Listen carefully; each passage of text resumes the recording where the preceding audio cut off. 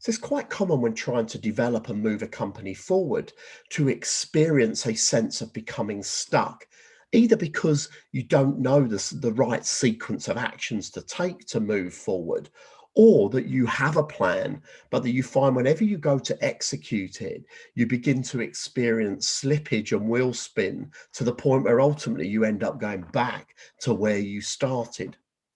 Now, if you've experienced either of these things, whether or not you're using any form of external help, the business blueprint approach is definitely going to be worth thinking about. So, there are two principal reasons why you're likely to be experiencing this sense of the business being stuck. The first one is that you and the leadership team are just too involved in it. So you've become so immersed in what's going on in the company that you sometimes can't see the wood for the trees and you can't step back and take a big view of the company. And the second one is that you and the leadership team have lost your confidence or your belief that it's possible to take the company forward. Maybe every time you've tried to do it, you've found you've not been able to make the changes you need stick. And so everyone becomes demotivated and slips back to the starting position. Now, in the business blueprint approach, we deal with both of these things.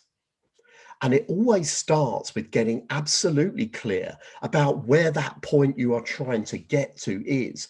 So, what is it you really want from your company? And how do we then create that as a navigating beacon from which to move forward? And then, secondly, I get you and your leadership team to step back from the business.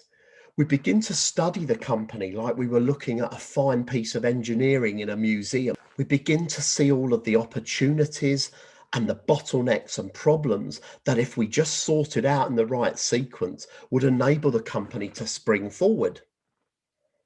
And then we create the tension between that point of where you want to be and where the company is now. And within that tension, that creates the motivation and the inspiration, but also drives the sequence of events that then need to be executed in order to move to where you want the company to be. And it doesn't have to be a long, drawn out affair.